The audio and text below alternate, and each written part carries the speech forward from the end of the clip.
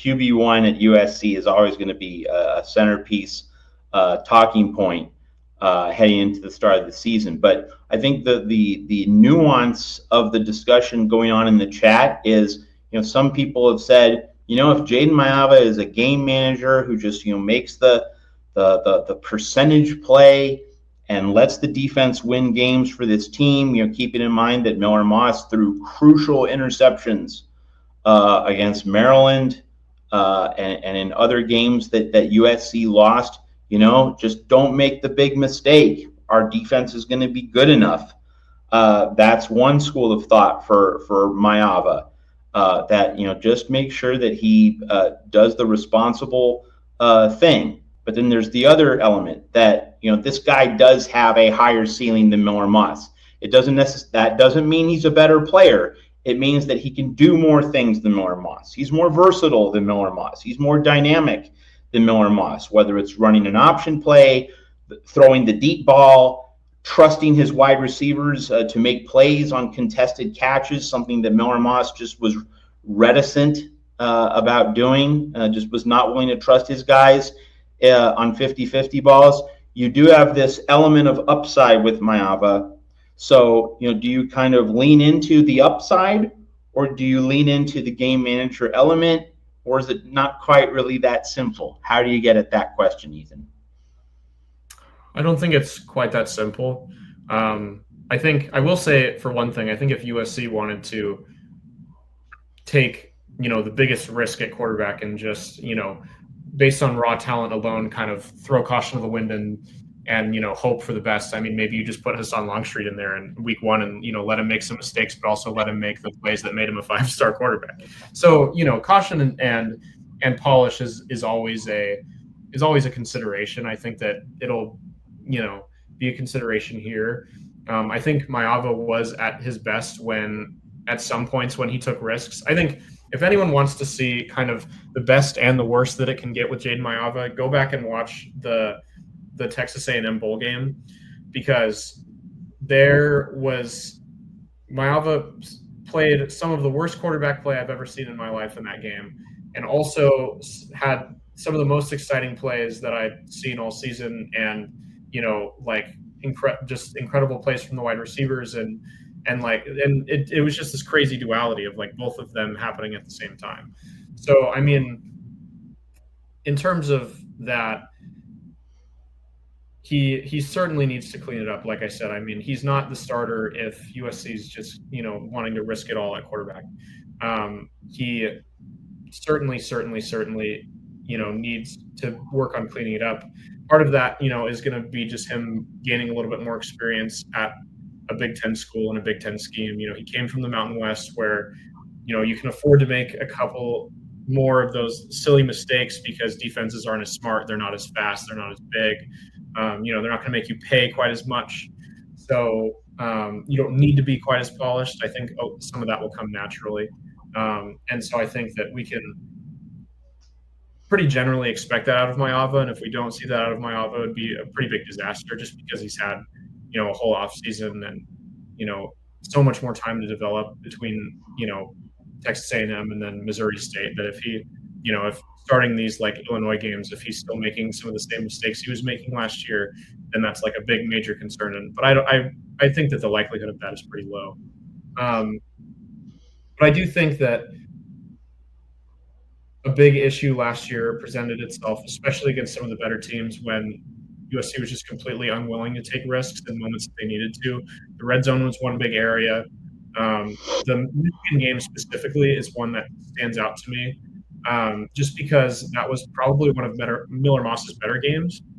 And the USC offense opened up so much more when Lincoln Riley let Miller Moss kind of actually throw the ball a little bit and not just hand it off for the, very strong Michigan defensive line to just completely blow up our offensive line and, drop our running back for a loss of a couple of yards.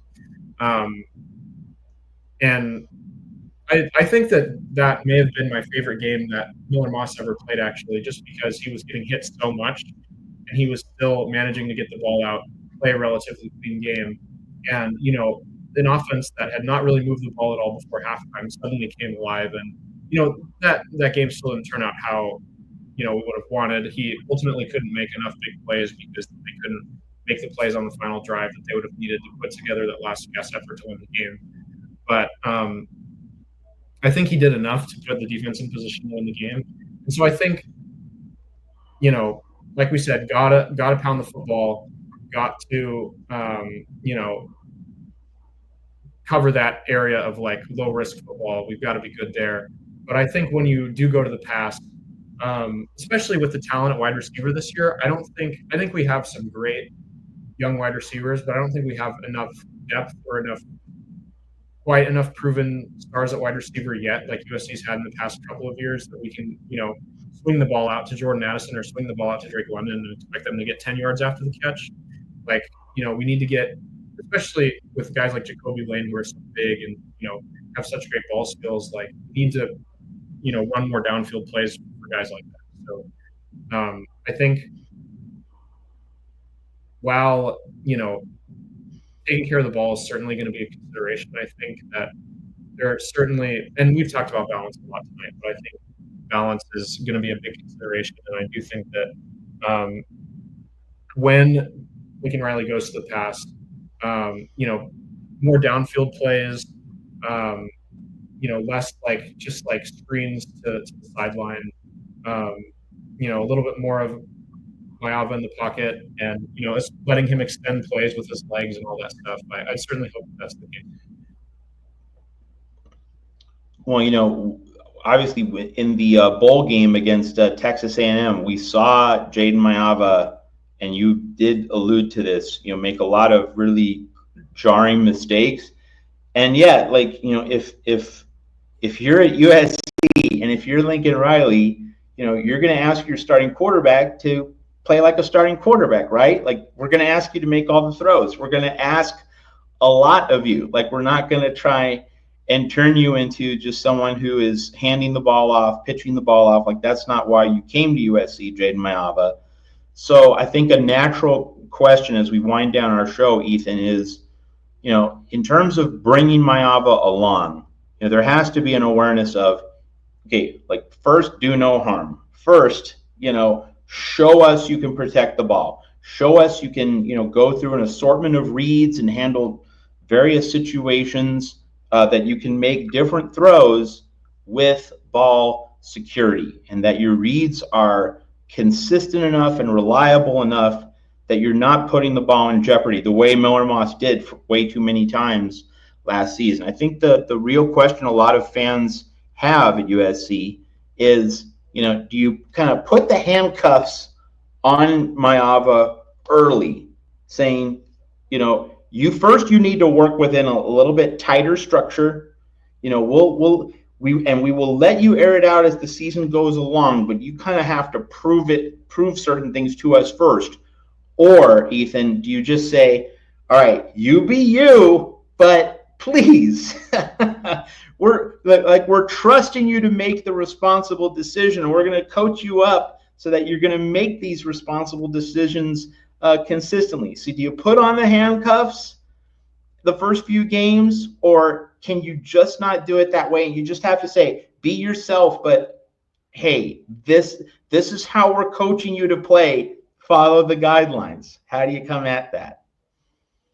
I think you coach him up as much as you can before those first couple of games, but I think that when you do get there, you need to instill some confidence in him and you need to let him be himself. I think one of the biggest mistakes that I've seen coaches make throughout my life, whether it's Little League baseball or, the NFL, is not instilling enough confidence in a guy so that, and just kind of coaching them up too much and kind of giving too much feedback about, what to do in given situations, so that when it comes time to, perform and it comes time to improvise, which is such a big part of sports, they're looking to the sideline or looking to the dugout, or, they just are so used to getting exactly what they need to do from their coach that, they're not ready to make up that aspect on their own. So I do think that as soon as the games start, you are hopefully at a place where you can just be a little bit more hands off and say, hey, you've shown a lot in practice. We trust you.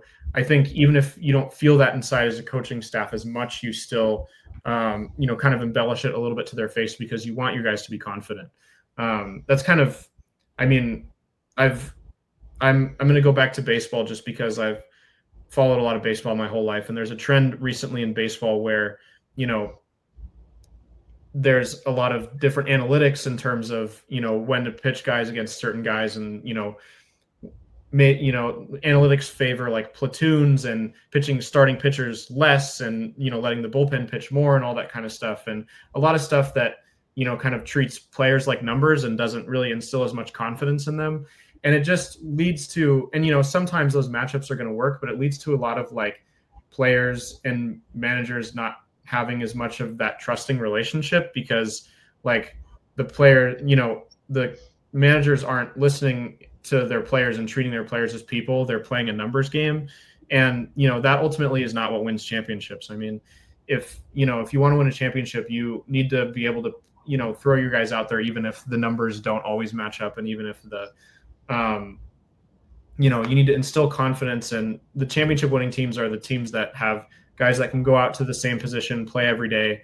And, they're going to fail a lot, and they're going to fail in, situations where the numbers said that they were going to fail, but they're also going to reward you by succeeding in situations where the numbers said that they were going to fail. So I just think that confidence plays a huge, huge aspect. And I would certainly hope that they are telling Maiava that they're confident in him, that they build up that confidence in him, because I think he's a player that at times last season didn't look super confident. And I think that directly affected his play, because, there's just plays where he looked a little rushed. It's not like Maiava has a bad arm. It's not like he was throwing picks because, he was underthrowing guys because he doesn't have the arm talent. He has plenty of arm talent, plenty of, talent with his legs, a lot of raw talent. But it's just a confidence thing when you bring over a guy from, and that's always going to be a thing when you bring over a guy from a, lesser division. But just generally, like confidence is, not equally as important as skill and, and learning the offense and all that stuff, but it does play a very big role. And I think if you ignore it, you kind of do that to your own demise.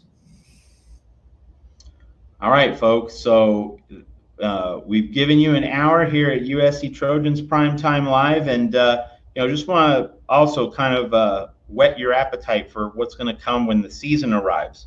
When the season's here and USC gets into game weeks, we expect to have a post-game show on the weekends. Now, whether that's right after the game on Saturday or whether it's a Sunday follow-up, we haven't decided that yet, but we are going to bring that to you here on the USC channel at the Voice of College Football, because when it's football season, we're all in, right? Ethan and I are going to be giving you the extended USC coverage that you crave. But in the off season, we cap these shows at 1 hour, and so it's on to next week. And hey, we're almost at 4th of July weekend, getting close, and then right on the other side of that is Big Ten football media day. So like the long off season is you can kind of see the light at the end of the tunnel here at the Voice of College Football. So for Ethan Inman, I'm Matt Zemek. We'll see you next week, Thursday, 10 p.m. Eastern, 7 p.m. in Los Angeles on the USC channel for USC Trojans Primetime Live. We'll see you next week.